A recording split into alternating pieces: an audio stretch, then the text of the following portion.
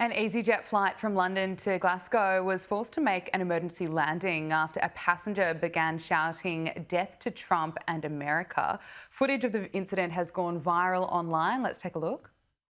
Going to bomb the plane! Death to America! Death to Trump! Allah Akbar! Allah Akbar! Allah Akbar! Allah Akbar! Allah Akbar! Oh my God. You got sit down. Don't move. The 42-year-old suspect has been arrested and is now under investigation by counter-terrorism officials. But Jeff, can I get your reaction to this? Well, I mean, when I fly, I don't want to be encountering someone like that. I mean, that's another person that has, Trump Derangement Syndrome. And we see it all over this country. And obviously it's a problem really all over the world. And yeah, it's really, it brings back memories of 9/11, really. And it makes us worry about, the threats that are out there and the people that really do want to do harm in the name of whatever, whether it's free Palestine, whether it's the Iranians, whatever kind of cause they may have.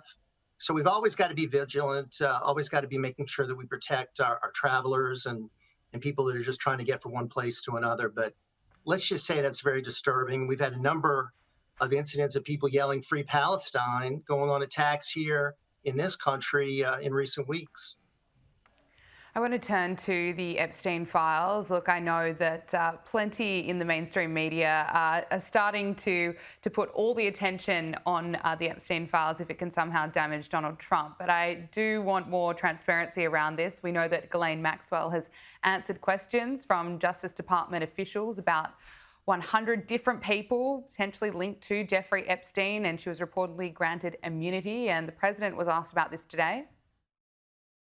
Well, I'm allowed to give her a pardon, but nobody's approached me with it. Nobody's asked me about it.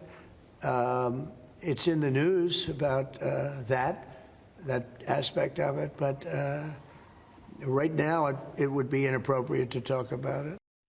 I think there still is a lot of frustration out there that there are potentially powerful people that should be behind bars. Do you think we're any closer to ever seeing that? I think we're closer because you had the meeting with Ghislaine Maxwell.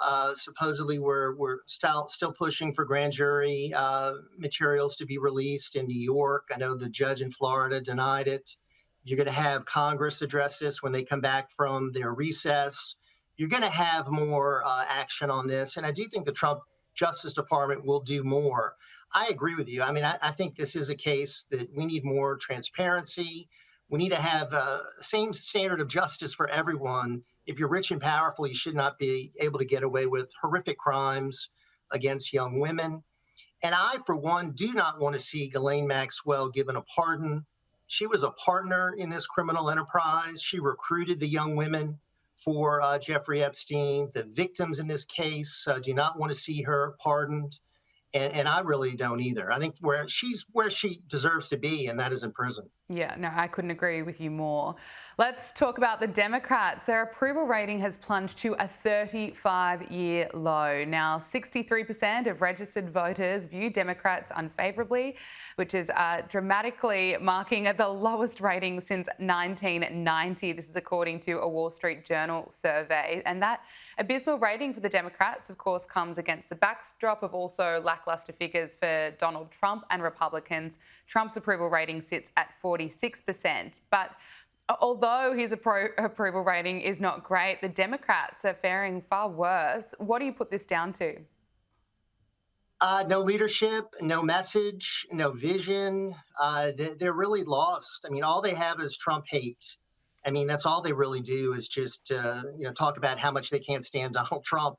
But they're not really giving Americans any answers about the problems that we have as a country. And remember, the 12 out of the last 16 years we had Democrat presidents, and Trump is coming along and getting a lot of things done. And I think the American people see a contrast.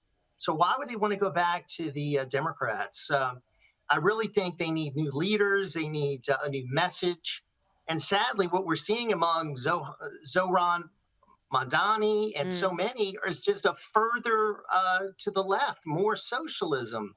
And I don't think that is going to be the answer for the Democrats. If the Democrats have any hope, they need to move back to the center. And that's not where the party is going right now. Yeah, no, that would be good to see. We can only hope. Jeff Crouere, broadcaster and commentator, thanks so much for your time. Thank you.